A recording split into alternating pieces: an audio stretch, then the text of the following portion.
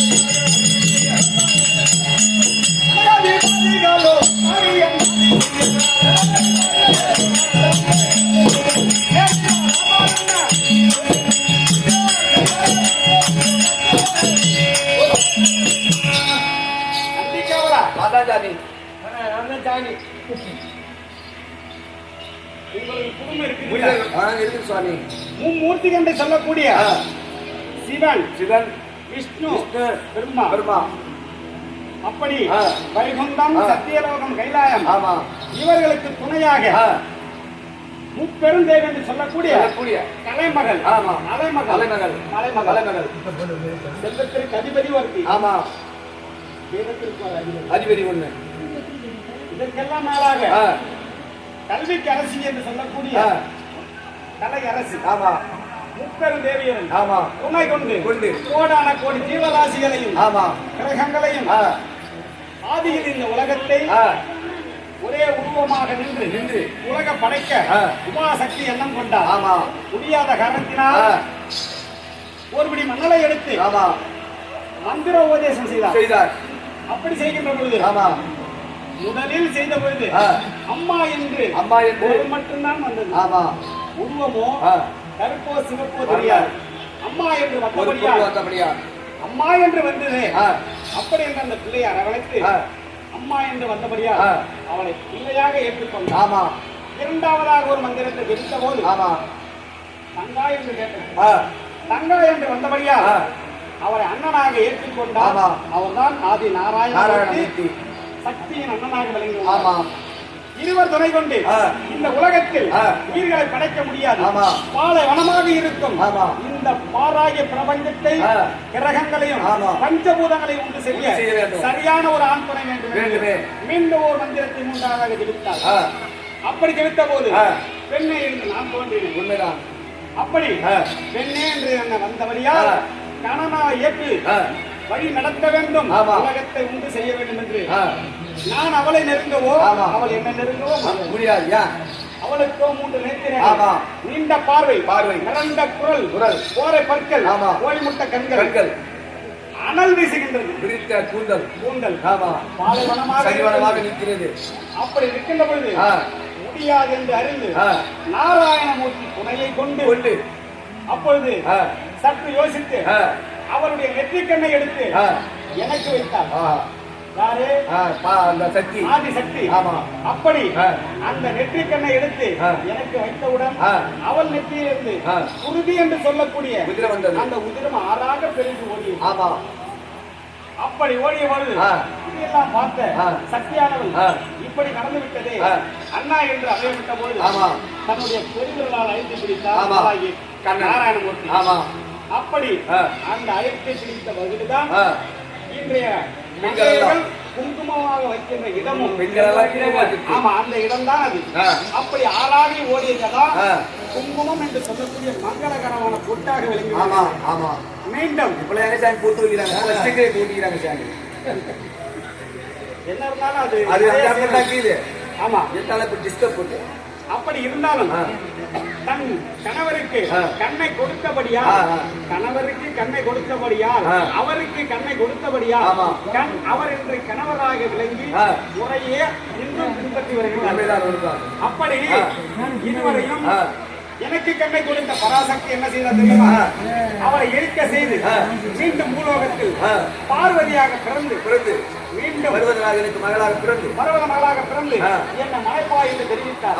நாராயணன் துணை கொண்டு அவளை மணந்து கோடான கோடி ஜீவங்களையும் கிரகங்களையும் அனைத்தையும் உண்டு செய்து இந்த உலகத்தை படைக்கும் கர்த்தனாக பிரம்மதேவனையும் காக்கும் தெய்வமாக விஷ்ணு அவதரித்தார். அப்படி பரியாளர்கள் அப்பலாம் சாமி அந்த காலத்து பரம கடவுள் பரியில இருந்தாங்க. இப்போ வர பரம கடவுள் கிலோல இருந்தாங்க.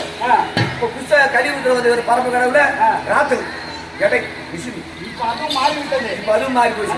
பூரா கம்ப்யூட்டரா போச்சு. கம்ப்யூட்டரும் போயிட்டு எல்லாமே இப்ப கையில வச்சிருக்காங்க.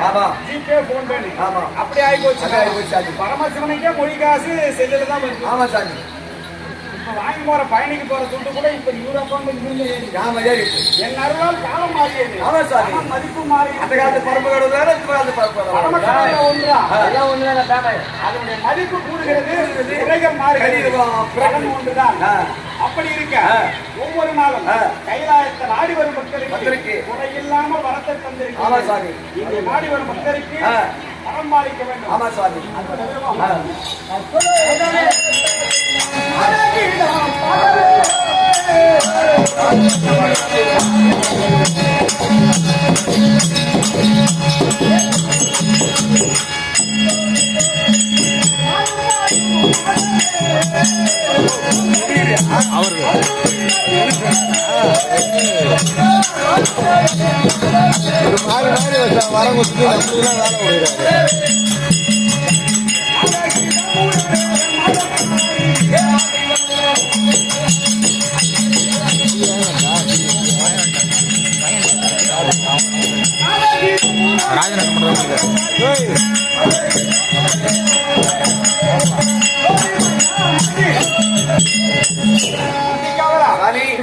எனக்கும் பார்வதா தேவிக்கும் ஒவ்வொரு நாளும் கைலாயத்தில் உங்க வீட்டுல சண்டை இருக்கா?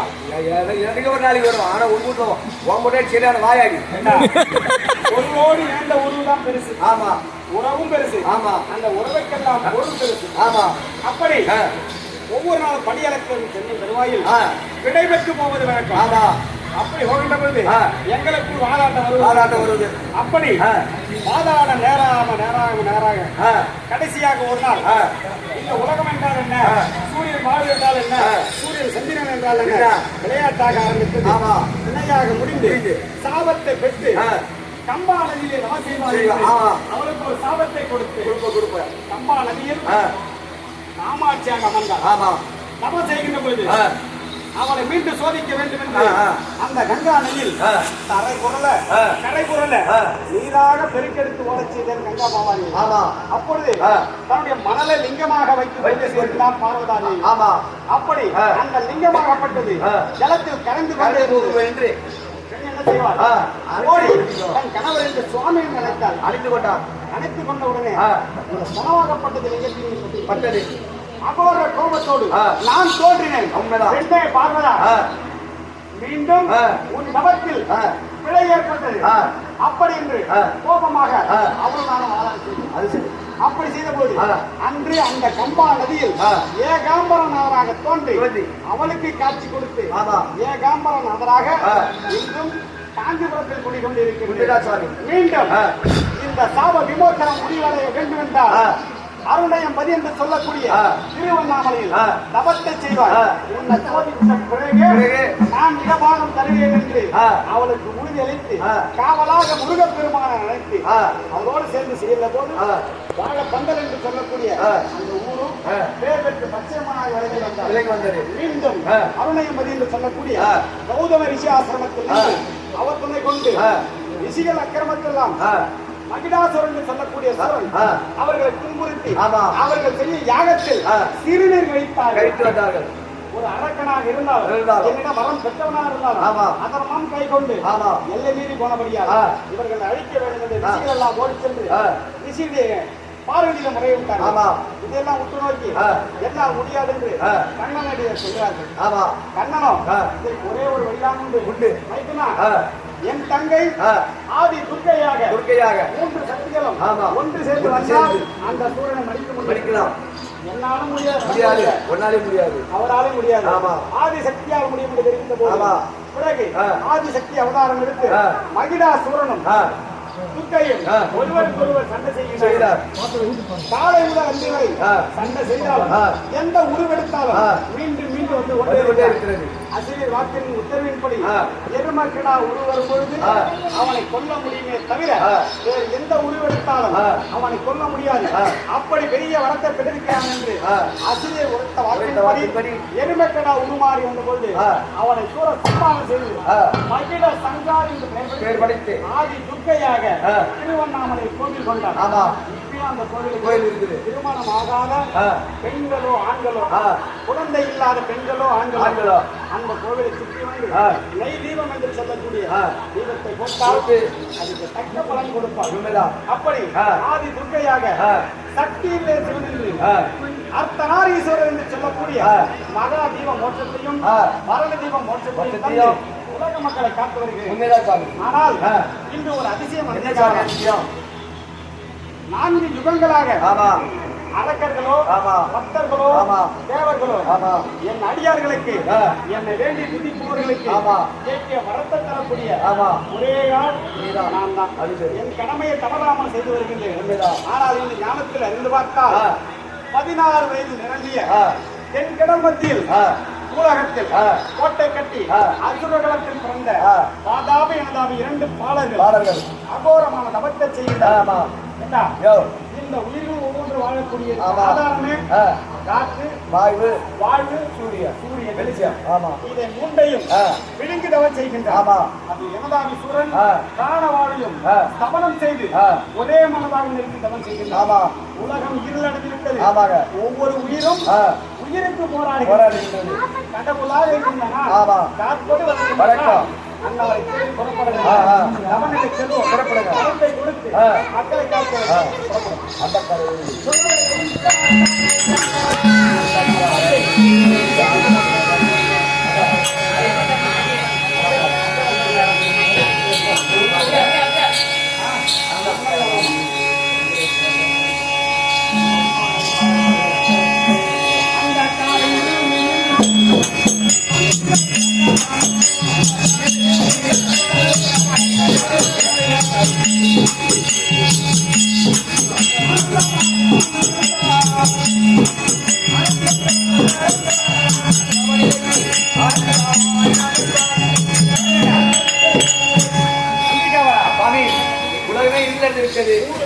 அந்த இந்த நேரத்தில் தெரியல, ஒன்றும் புரியவில்லை.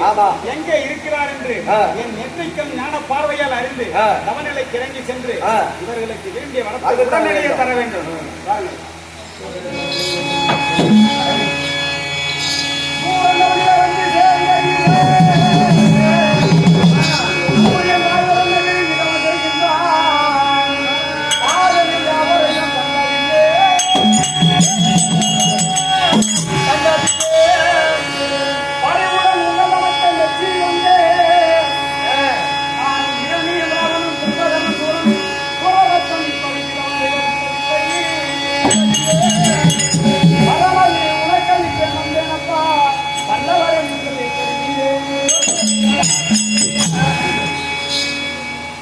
அரக்காரில் உங்களை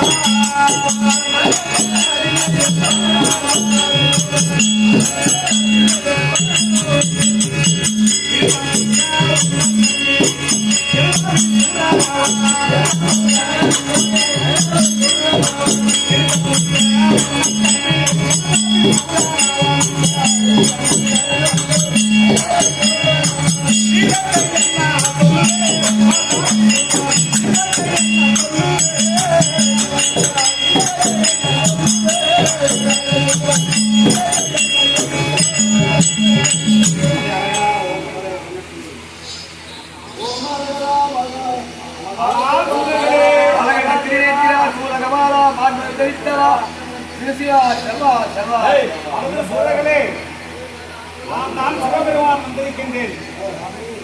இதுவரையில் நான் விபத்திலும் உங்களைப் போல் இந்த சிறு வயதில் என்னை கோரி இப்படி ஒரு அரிதாய தபத்தை செய்த எந்த ஒரு பக்தனையும் மாநிலரையும் தேவரையும் அழைக்கிறேன் நான் கண்டதில்லை.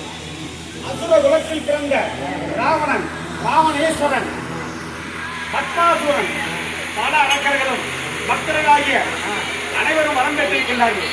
மாதாவி சிவா, உன் தம்பி தனி சிறப்பு வாய்ந்த சூரியன் வாழ்வியலுக்கு அமோகமான தவத்தை செய்திருக்கின்றார். உங்களை மதித்து உங்கள் தவத்திற்கு இறங்கி பரமசிவனே நேரில் வந்தேன். உங்களுக்கு என்ன குறை, உங்களுக்கு என்ன வேண்டும்? உலகமே தத்தளித்து இயங்குகிறது. பாமர மக்களும் உயிர்களும் சூரியன் வாழ்வு இல்லாமல் தவித்து உயிருக்கு போராடி தவிக்கின்றது. ஆனால் பலர்களே உங்களுக்கு என்ன வேண்டும் என்பதை கேட்டால் சுத்தமாக இருக்கின்றேன்.